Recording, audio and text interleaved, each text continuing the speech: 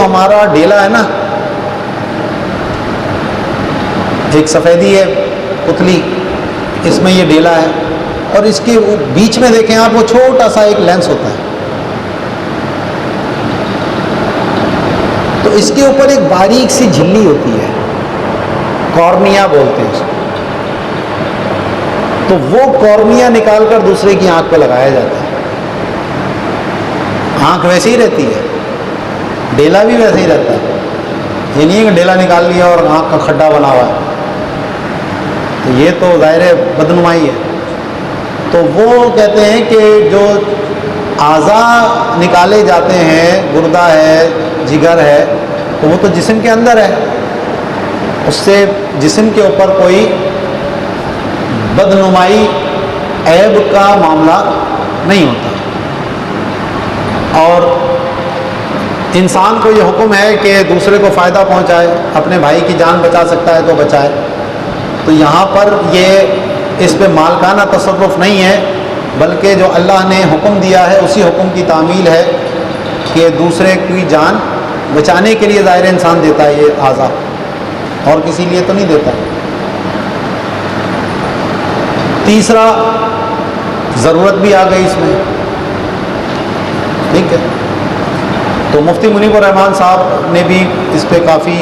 کام کیا، اور وہ ان کا جواز کا قول ہے کہ اعضاء کی پیوند کاری جائز ہے۔ اچھا، یہاں یہ ایک اور معلومات آپ کو دے دوں کہ اعضاء کی پیوند کاری کے بعد ایک تو ہوتا ہے جس کو وہ عضو لگا، ایک وہ ہوتا ہے جس نے عضو دیا، اس کو ڈونر بولتے ہیں، عطیہ کرنے والا۔ تو اب ساری زندگی ان کو دوائیں کھانی پڑتی ہیں، ان دونوں کو، دینے والے کو بھی اور جس کو لگا ہے اس کو بھی۔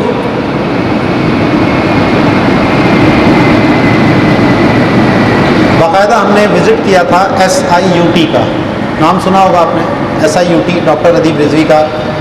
سول ہاسپٹل کے اندر جو ادارہ ہے، تو جگر کی ٹرانسپلانٹ بھی یہاں شروع ہو گئی ہے،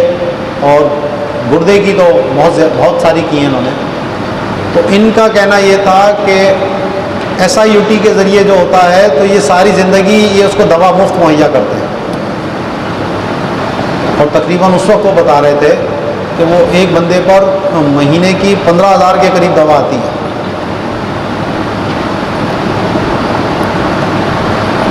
اور اس میں بعد میں بھی کچھ احتیاطیں دونوں کو کرنی پڑتی ہیں۔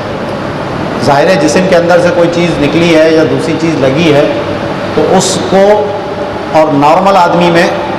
عام آدمی میں فرق ہوتا ہے، تو وہ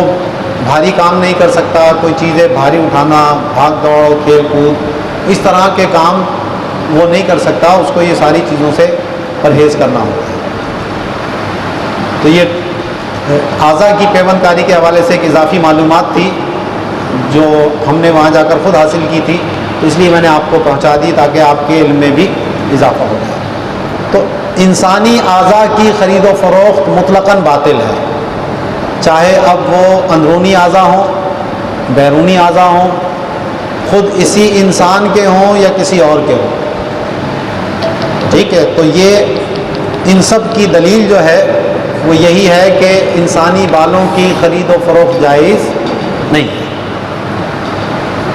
یہیں پر علامہ شامی نے ایک مسئلہ یہ بیان کیا کہ اگر کسی کے پاس نبی کریم علیہ الصلوۃ والسلام کے منہ مبارک ہے اور وہ کسی کو دیتا ہے، ہدیہ کرتا ہے، اور جواب میں وہ اس کو کچھ رقم پیش کرتا ہے یا اس کی کچھ خدمت کرتا ہے، تو اگر یہ بطور بے کے ہے تو وہ تو پھر ناجائز ہوگا۔ لیکن اگر بطور بے کے نہ ہو، ہاں بھائی کتنے کے دو گے، اتنے کے لوگے، نہیں کم کر لو، یہ کر لو، بے میں یہ ساری چیزیں ہوتی ہیں نا، مساومہ چلتا ہے، بھاؤ تاؤ چلتا ہے، تو پھر تو یہ درست نہیں ہوگا۔ لیکن اگر کوئی ویسے ہی ہے کہ جی اس نے مجھے ایک بہت قیمتی چیز تحفے میں دی ہے تو میں جواب میں اس کا کچھ خدمت کر دوں، تو وہ پھر جائز ہے۔ لیکن اگر کوئی اس کو خرید و فروخت کا ذریعہ بناتا ہے تو پھر وہ جائز نہیں ہوگا، اور آج کل اس میں بھی بڑے فراڈ ہو رہے ہیں، ٹھیک ہے۔ وہ منہ مبارک کے نام پر وہ لوگوں کو بہت بیوقوف بنایا جا رہا ہے اس میں۔ لوگ ظاہر عقیدت میں ہوتے ہیں، محبت میں ہوتے ہیں، تو وہ کچھ فراڈیوں نے لوگوں کی عقیدتوں کو کیش کروانا شروع کر دیا ہے، اور دبا دب جو ہے نا وہ منہ مبارک ہر ایک کے پاس پہنچ گئے۔ اور بعض تو وہ بھی ہیں فراڈی ہے، وہ کبھی تیرے پاس کہاں سے کہہ رہا ہے وہ ایک دفعہ میں قرآن پڑھ رہا تھا، قرآن کے اندر سے مجھے بال ملا۔ تو بعض یہ اس کو بھی وہ حضور کا منہ مبارک بنا کر پیش کر، ابے بھائی تیری بیگم پڑھ رہی تھی یا تیرا بچہ پڑھ رہا تھا تو وہ پڑھتے ہوئے بال گر گیا، تو قرآن کے اندر سے اس کو بال مل گیا۔ یہ بھی کہانیاں چل رہی ہیں۔ تو وہ ایک کتاب کسی نے بڑی اچھی لکھی ہے، پنجاب کے تھے، حضور سے منسوب تبرکات کے حوالے سے۔ آج کل یہ بھی ہے، وہ نالین پاک بھی 2 نمبر نالین بک رہے ہیں، تو باقاعدہ وہ چپل اس کو لے کر اور چمڑے کے اوپر کوئی کیمیکل ڈال کے اس کو ایسا کرتے ہیں جیسے بہت پرانی یہ ہے، کیونکہ نئی تو وہ الگ ہی دکھ جائے گی۔ تو وہ باقاعدہ یہ کھیل کھیلا جا رہا ہے اس وقت ہمارے معاشرے میں، تو ان فراڈیوں سے بھی محتاط رہنا چاہیے۔ ٹھیک ہے جی، تو انسانی بالوں کی بے بھی باطل ہے، لکرامت الآدمی، آدمی کے مکرم ہونے کی وجہ سے، ولو کافرن، اگرچہ وہ غیر مسلم ہی کیوں نہ ہو، ذکرہ المصنف وغیرہ فی بحث شعر الخنزیر، مصنف نے اور دیگر علماء نے اس کو ذکر کیا ہے خنزیر کے بالوں کی خرید و فروخت کی بحث کے اندر۔ پوسٹ مارٹم جو ہوتا ہے انسان کے پیٹ کو چاک کر کے اس کے معدے کا، اس کے خون کا اور اس کے دل کے فنکشنز کو دیکھا جاتا ہے اس کی موت کا سبب جاننے کے لیے کہ اس کی موت کیوں ہوئی ہے۔ تو وہ علامتوں سے پتہ چل جاتا ہے کہ بھئی دل اس کا فیل ہوا ہے، یا جگر میں کوئی مسئلہ آیا، یا گولی لگی تو کہاں لگی،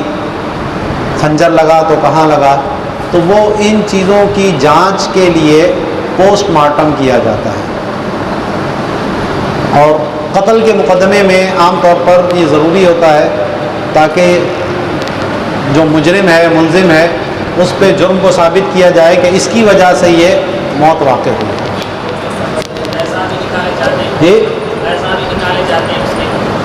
پوسٹ مارٹم میں اعضا نکالنا ضروری نہیں ہے۔